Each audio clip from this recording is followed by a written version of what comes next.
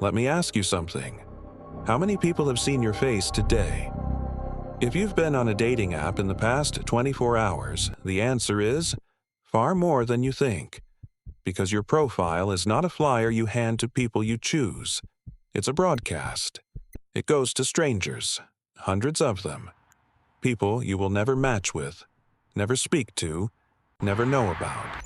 People who look at your photos, read your bio, see what neighborhood you've pinned, and then swipe left. Most of them swipe left and move on. They forget your face before the next profile loads. But some don't. These are 3 true stories of people who matched with the wrong person. Or, in one case, didn't even need to match. Because he had already been watching long before the app got involved. He already knew this story was submitted by a woman I'll call Sarah. She was 28, living in Nashville, Tennessee. She'd been on Hinge for about a month, her first time using a dating app after a long relationship ended. She was being careful, not putting her last name anywhere, keeping her location vague, following every privacy tip she'd read about. Smart woman. Thoughtful. The kind of person who read the safety guidelines before she started. She matched with a man named Dylan in late October. His profile was normal, maybe even slightly boring in a reassuring way. Mid-30s, worked in logistics, liked hiking, had a golden retriever. They talked for 3 days. He was polite, funny without trying too hard, asked real questions. Not intrusive ones, just the kind that showed he was paying attention. In He was, she 0.2 told me, miles, exactly turn the kind right of guy onto you hope Riverside exists on a Drive. dating app and spend months convincing yourself doesn't. They agreed to meet for coffee. Saturday morning. A place downtown that Sarah suggested. Busy, public, familiar. She arrived first, ordered, and sat by the window. He walked in exactly on time, recognized her immediately, and smiled. The date was good. Really good. They talked for 2.5 hours without looking at their phones. He paid. He walked her to her car. He didn't try to hug her, just smiled and said he'd like to do it again. She drove home feeling something she hadn't felt in a long time. Hopeful. That evening, he texted her. She was happy to see his name. She opened the message. The message said, "Had a great time today. I'm glad you got home safe. The drive from Riverside isn't bad on a Saturday." Sarah had not told him which neighborhood she lived in. She had not told him her route home. She had not mentioned Riverside at any point during their 3 days of conversation or their 2.5-hour date. She typed back, "How do you know I live in Riverside?" His reply came in 3 seconds. "You mentioned it, I think.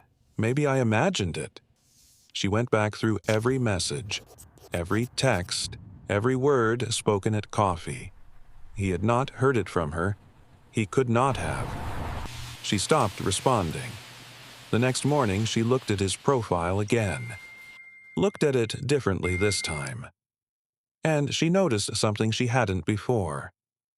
In the background of one of his photos, a selfie he'd taken outdoors, she could see a street sign. She zoomed in. The sign was on her street, 2 blocks from her apartment. The photo had been taken from a parked car, and the metadata showed it was uploaded to his profile 5 days before they matched. He had been on her street before they ever matched, before they ever spoke, before she had any idea he existed. He had come to her neighborhood, sat in his car, and taken a photo. And then he created a profile designed to appeal to her, and waited for her to find him. Sarah filed a police report, blocked him on every platform. She told her building manager and had her entry code changed. She also told her 3 closest friends his name and his photo, just in case. She told me, "I did everything right. I was careful. I followed the rules, and none of it mattered because he'd already found me before the app was even part of the story." The reverse match. False sense of normalcy. This next story was sent in by a man named Ryan from Portland, Oregon. He was 31 and had been casually using Tinder for a few months. He matched with a woman whose profile showed her as a nurse named Kayla. Profile looked real. Multiple photos, an Instagram linked, mutual interests. They messaged for a week and agreed to meet for drinks. The date went well. Kayla was warm, smart, easy to talk to. He walked her out afterward. They hugged. She said she'd had a good time. He went home feeling good about it. The story builds slowly and then collapses fast. 2 days later, Ryan went to his regular Saturday gym.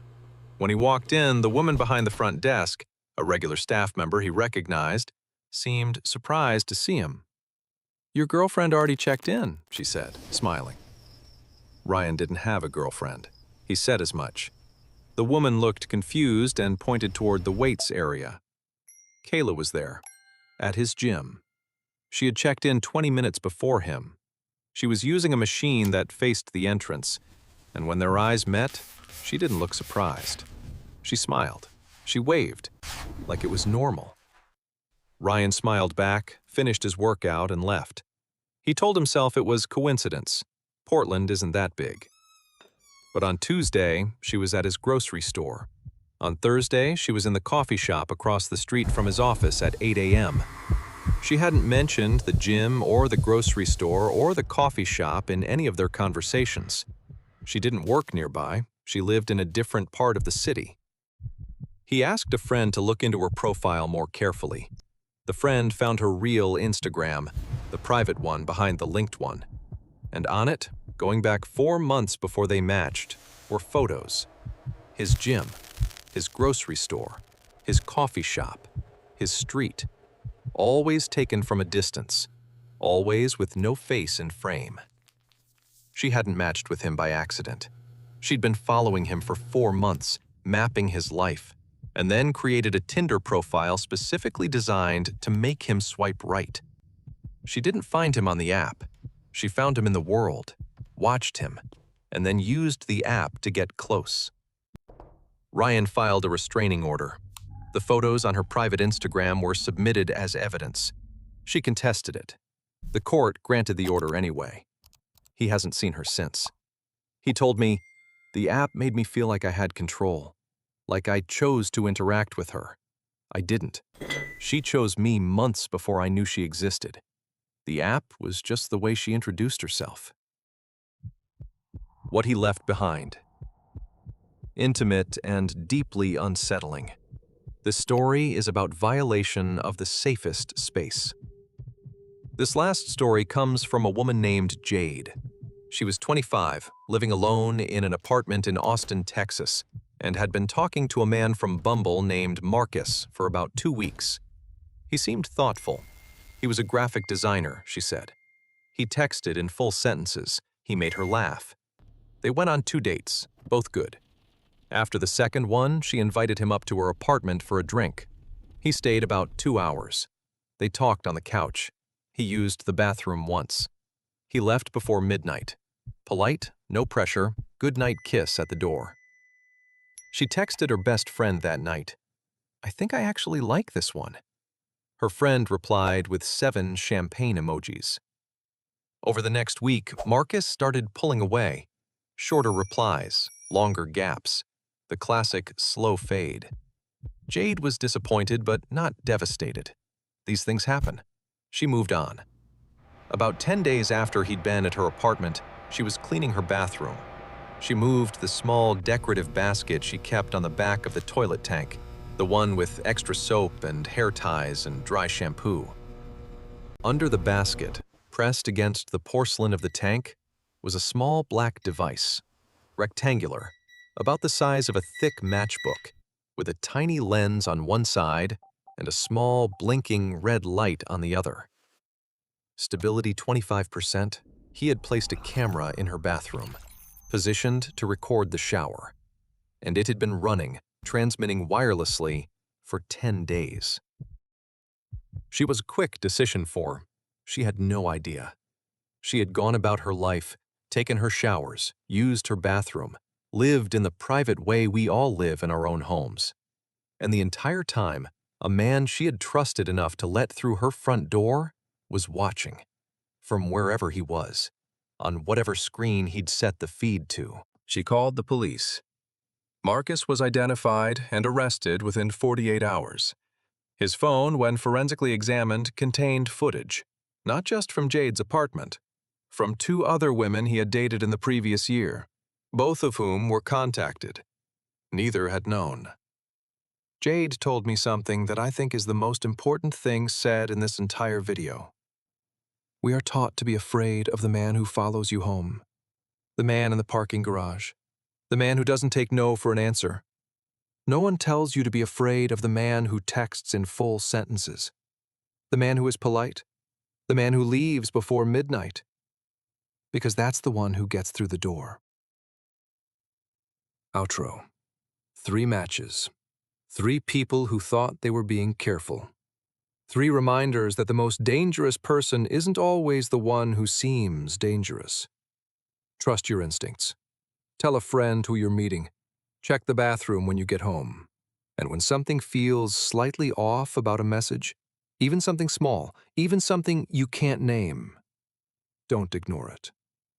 Subscribe, drop a comment, and if you have a story you've been too scared to tell, tell me.